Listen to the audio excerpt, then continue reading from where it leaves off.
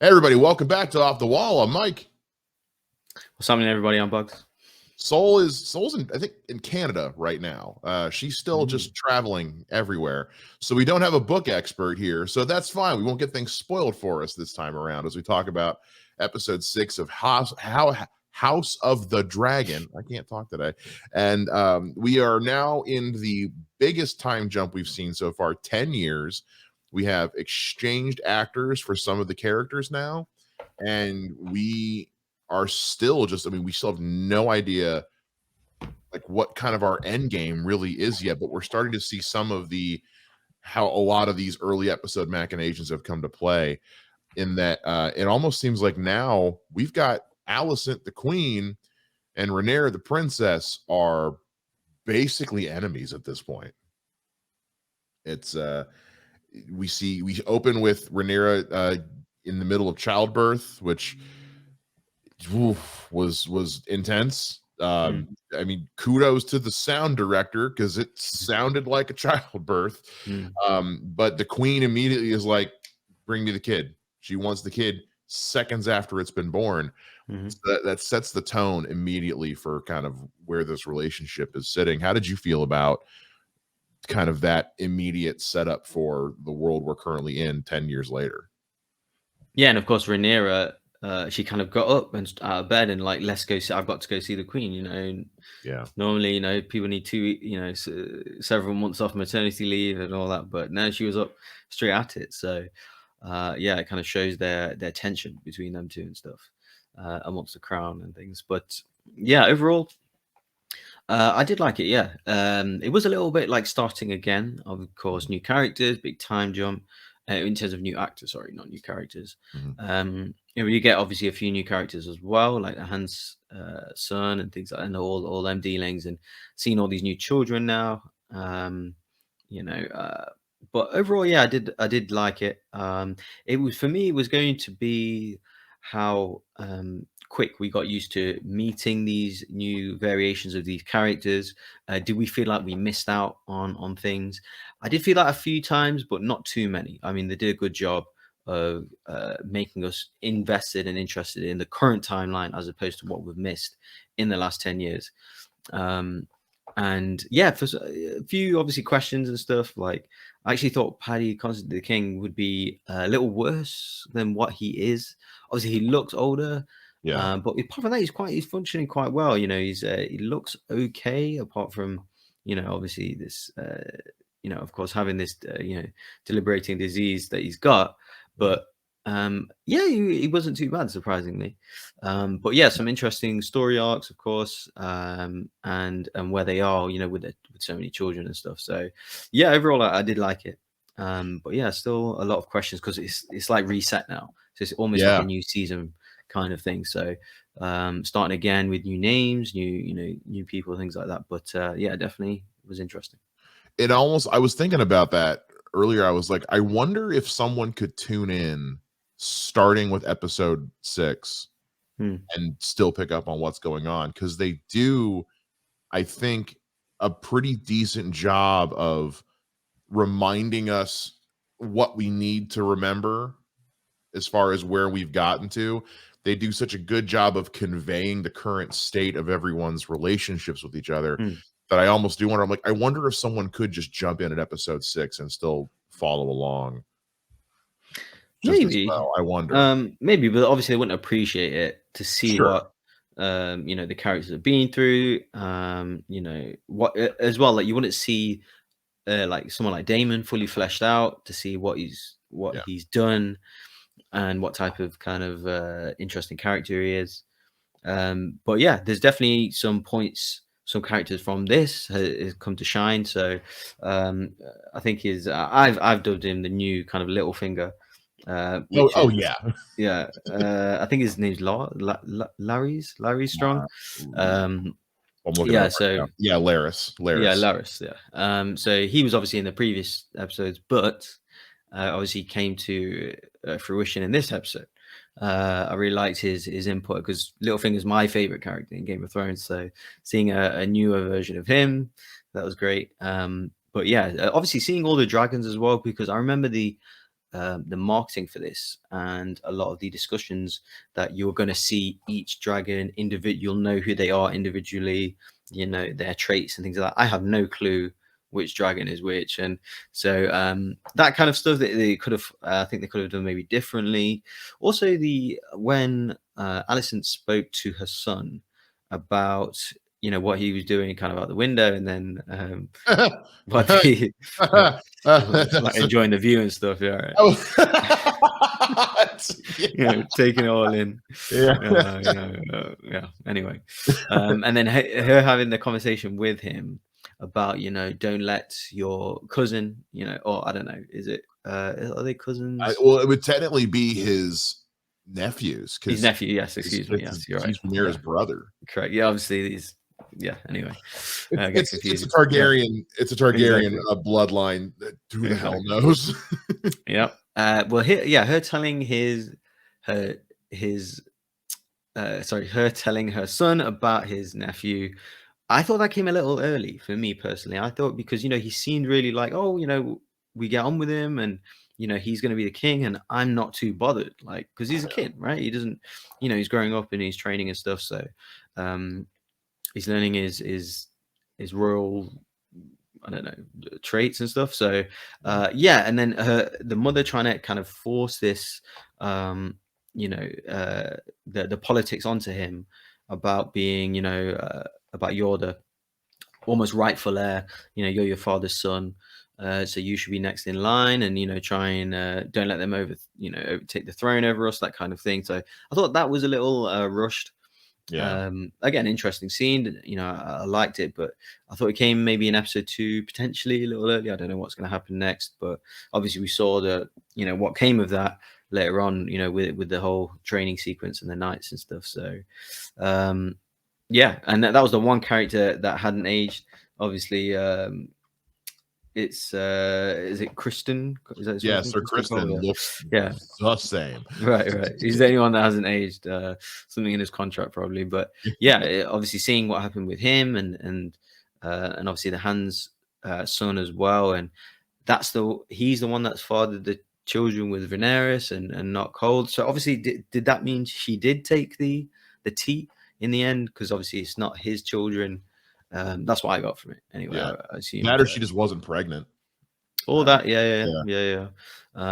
So yeah, we'll see. And then obviously everything with Damon and towards the end with his wife and him going through almost the same, you know, your father's sins and things like that, doing the same thing was put to him. He didn't obviously make a decision, she made one herself, which was you know, strange to see with the whole dragon hesitating and things like that. But yeah, it's just interesting seeing, you know, the jump forward. But yeah, I thought they did it overall quite well. And like I said, it wasn't too jarring. I wasn't wondering, oh, you know, what happened here, or, you know, what happened to Christian Cole and you know, and Rhaenyra and Allison and all that stuff, because she kind of saved him from killing himself and all that. So I wasn't wondering too much about that. I was definitely invested in the stories moving forward, but I have reset. It's like, feels like first episode of a new season. So don't really know whether it's a good thing or bad thing. But like I said, still enjoyed it.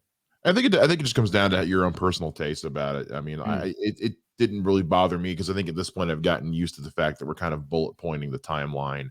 I would assume up to a certain point. I'm kind of curious how much more jumping around we're really gonna do since there's no one else, like there's nobody else cast to play like Rhaenyra and Allison. Like Right, yeah. this is it. So my guess would be we're not gonna jump around a whole lot more, especially if we still have a second season coming. So the way I'm kind of interpreting it is that we jumped around to get to this point, and now we're going to kind of just pace it out in real time. But like there was enough backstory to tell that they were like, let's live in the past a little bit, we'll get caught up and then pick up from there. Which, yeah, I think it just kind of depends on whether or not that kind of thing bothers you. I've seen a few people on Twitter who are kind of over the time jumping and they're kind of hoping this is the end of it. Other people don't seem to mind too much, but I do think this one, like you said, I think they did a pretty good job of establishing of just letting us know where we're at. As far as that conversation that Allison had with Aegon, I definitely got the feeling that wasn't the first time that she'd had that talk with him. Like it Mm, definitely felt like this is something she has brought up with him before. yeah. And now that it seems like more and more she's feeling kind of isolated, like no one's on her side, she's Mm, really thinking back to what happened with her father and thinking, mhm, I need to do right by him. And mhm. because ultimately he got screwed by trying to do the right thing. Right. So I'm going to try to make sure that the right thing is done by my family. And Mm, it's such an interesting dynamic to see how much Sir Kristen has changed in these 10 years, because the things he says about yeah. Rhaenyra, he Yeah, is yeah, yeah. Mm, over her to an extent, but mm, the way that the kids are all interacting, I get the feeling Aegon, like you mentioned, like I feel like he just likes to bully. mm. Doesn't matter if it's his brother or his Yeah, nephew. He sport just prince kind of thing, yeah. yeah, he is looking, well, yeah, anybody who does what he does in their spare time Mhm, has some issues, and he just strikes me as someone, as he sees somebody that he can victimize, and he's mm, going to, whether it's dressing up a pig like a dragon to torment his brother who doesn't have his mm, own dragon, mm, or beat the crap out of his nephew, kind of, with Kristen egging him on and poking that bear and riling him up to the point where mhm, it's that hot Targaryen blood. You get them going, and they're just gonna go. So we get to see, and like you said, that this show's version of Littlefinger, and yeah, Littlefinger in Game of Thrones is one of the best characters on screen. And man, this guy's giving him a run for his money. I'm like, mm, I I'm not one of those people who, I don't need everyone to be related to each other, but I think it'd be mm, kind of funny if he turns out to be like some distant relative of Littlefinger in some way. right. Because man, and they're similar with the little bug brooches he's Mhm, putting on mhm, everybody, and cutting tongues off to swear him to secrecy. mhm, It's we are laying a lot of seeds, and I'm excited to see what happens next. The one thing I will say I noticed with this episode is we did not have a lot of Matt Smith. yeah, Damon was not in here a lot, and he is a different man mhm. in these last 10 years. Since you've been a big fan of Damon in these first few episodes, what did you think about where we're at with him in episode 6? I mean, you're right, we didn't get too much of him.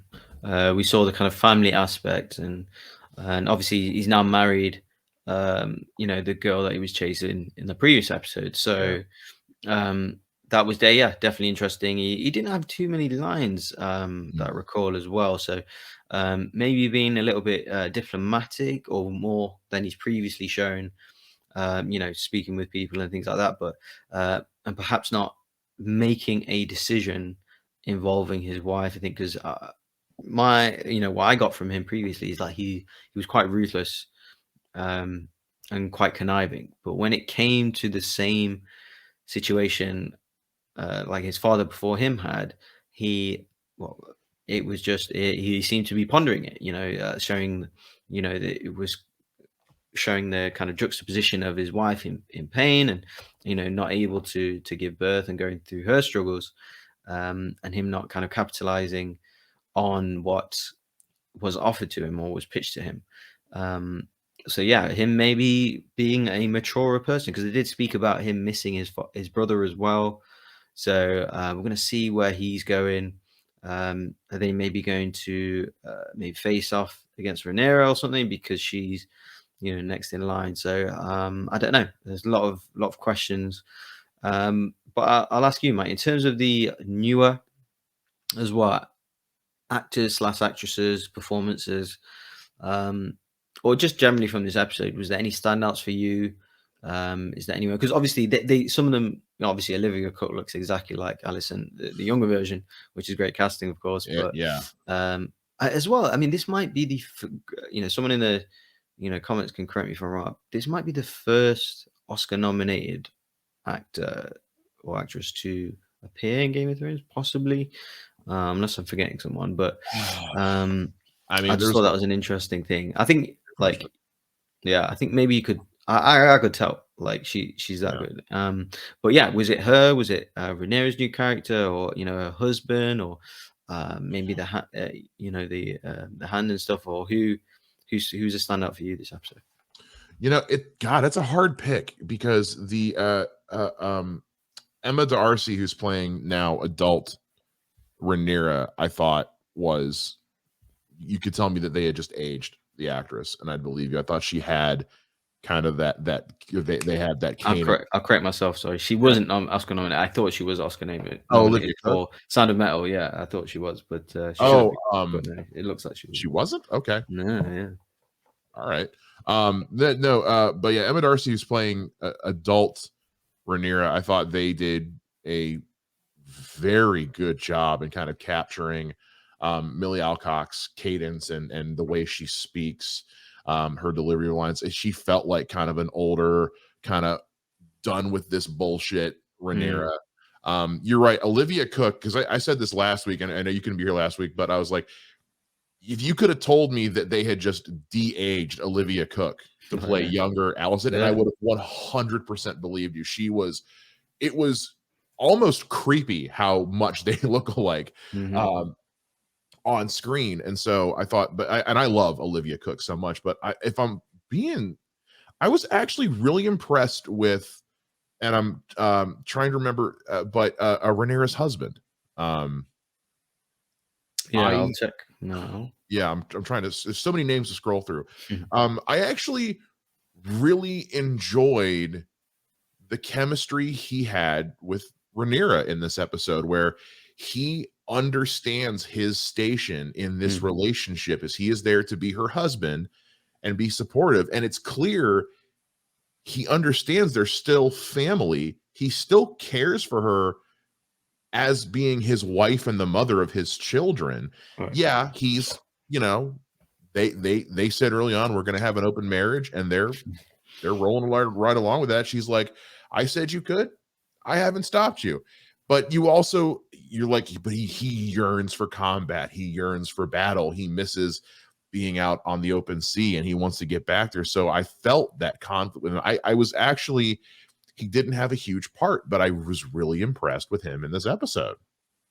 Yeah, I think his name is Selena or something. Yeah, I think you're right. I'm gonna scroll while you talk. You're right. Yeah, it took me time because he's quite low on the cast list for some reason. But yeah, he was good. I find him much better than his younger version. Yeah, I don't know if it's a more well-established actor or I don't recognize it, but yes, Laenor Valerian. There's a lot of names, guys. Yeah, and he was definitely interesting. I do like the hand as well. Obviously, he looks physically older. I think he's receding, and just surprisingly, he looks really younger in the past episode. So I think that the makeup team did really good with that. Yeah.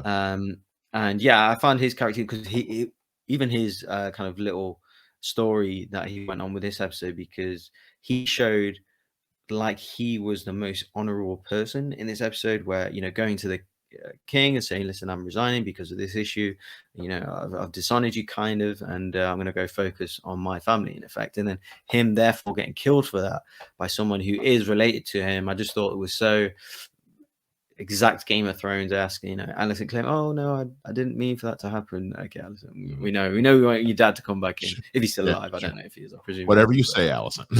Exactly. Like, oh no, he's dead. No. Yeah. But yeah, it's I enjoyed that kind of arc the most, to be honest. But yeah, shout out to Olivia Cook. I thought she was great. Definitely stand out. I can't wait to see her more. Rhaenyra, definitely looks a bit weathered. Obviously she's got these kids now, and they're all clearly not her husband's children, and it just kind of relays the fact that this royalty can almost do what they want, because surely you would question that the kids do not obviously look like their parents. So even the king saying he has his father's nose, I think the king probably knows that's not his not his they say as much. They're like, he knows, he just doesn't want to admit it. Exactly. And he knows what'll happen if he does. Yeah. And he doesn't want to get his daughter in trouble, and because he ignored that all previously when he backed her over his hand in the first place. So he saying he's got his father's nose, complete lie. So and all the people kind of as well, yeah. Like I was going to say, the people, whether it's citizens or civilians, um, obviously, I understand they kind of have to accept these children as their, the royalties, um, you know, offspring, if you will. But the fact that will maybe Alicent's and the king's children be more accepted by people in general because they are full Valerian as opposed to being bastards like Mhm. Rhaenyra's children. So all the kind of political intrigue was definitely there, very Game of Thrones esque. Um, and I just found that all fascinating. That they were the best parts of the Yeah. episode for me. I think that was more the second half, to be honest, because obviously first half was catching up with everyone again, and almost like watching the first episode. Like, oh, who's this again? Oh, okay, what's Mhm. that? Okay, who's this new character? Okay, they have a relationship, and doing the kind of mental math yourself almost. But yeah, seeing this stuff develop in the latter half of the episode was super intriguing. And then obviously what happened to the hand. So I think that Alicent Yeah. will suggest to get her father back. Um, if he, Oh like I said, I yeah. don't know if he's still alive. I presume he is. But it's a way to get her control and get her son back Yeah. next in line, basically. So it's all part of the plan. I'd be really bummed if they cast someone like Risa Fons and then didn't have him back because Mm, because he's so good right. and He's good in this. He's fantastic in this. I really this was liked the it. first episode that I really felt like Game of Thrones, like Mm, with the political intrigue, with like the whole like, yeah, I got screwed over, but then the guy who kind of got me screwed over is now dead. Like the machinations, it's kind of the little finger of it all. It's like mm, having that kind of stuff going on behind the scenes. This is the first one. I've enjoyed everything up to this point, but this was the yeah. first one that really felt very just like early couple seasons of Game of Thrones.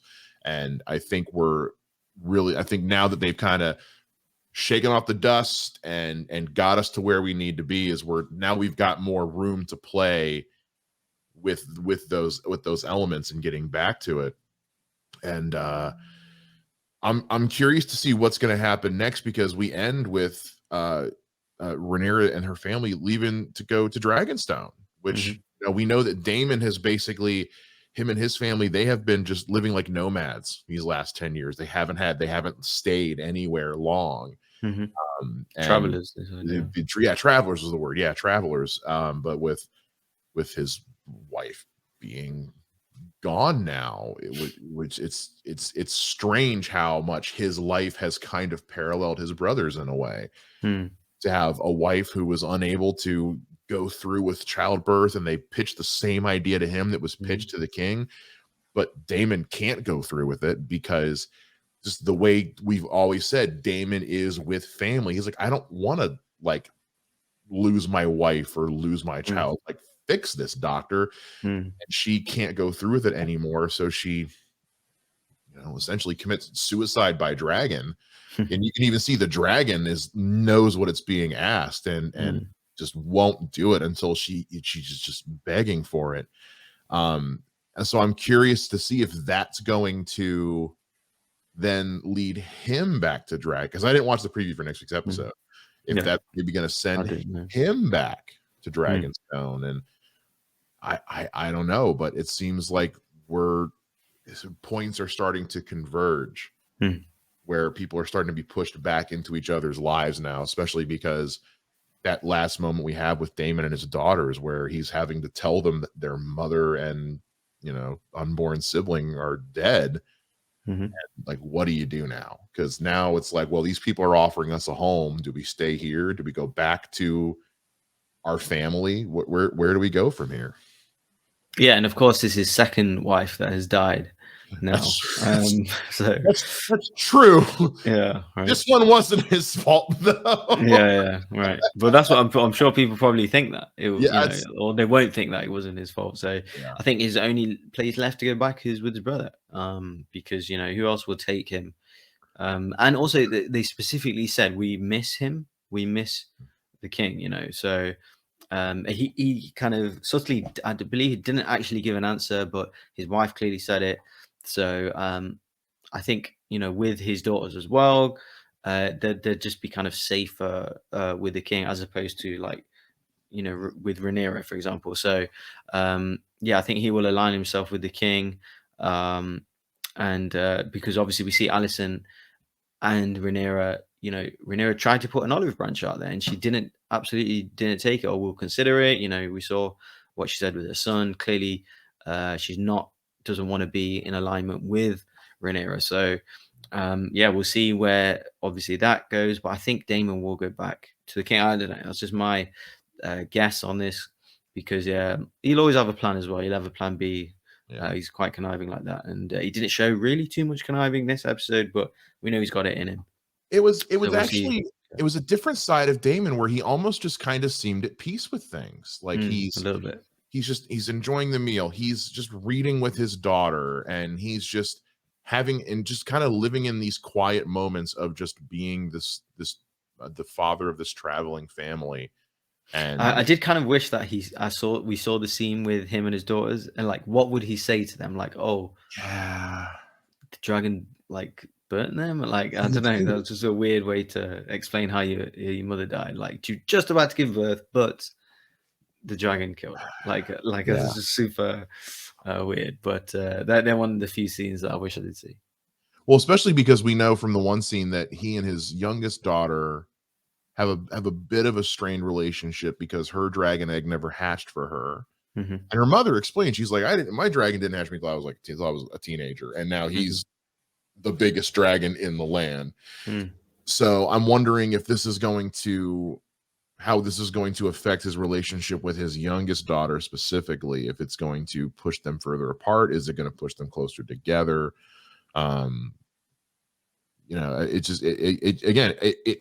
It answers a lot of questions. It raises a lot of new ones, and that's kind of just quintessential Game of Thrones. Is right. You never get from A to Z. You get A to like G, and then you got to start over again. Right. Yeah, pretty much. We all thought the show was going to be Robb Stark avenging Ned Stark, and then that didn't happen in one evening. So that's kind of what I like about it, is because you never are really truly all the way there.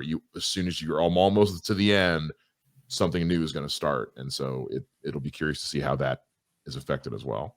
Yeah, I did get the whole Ned Stark vibe with the hand. Like, I just felt like these are kind of, I did identify some of his qualities in him, and obviously he got killed off for being a nice guy.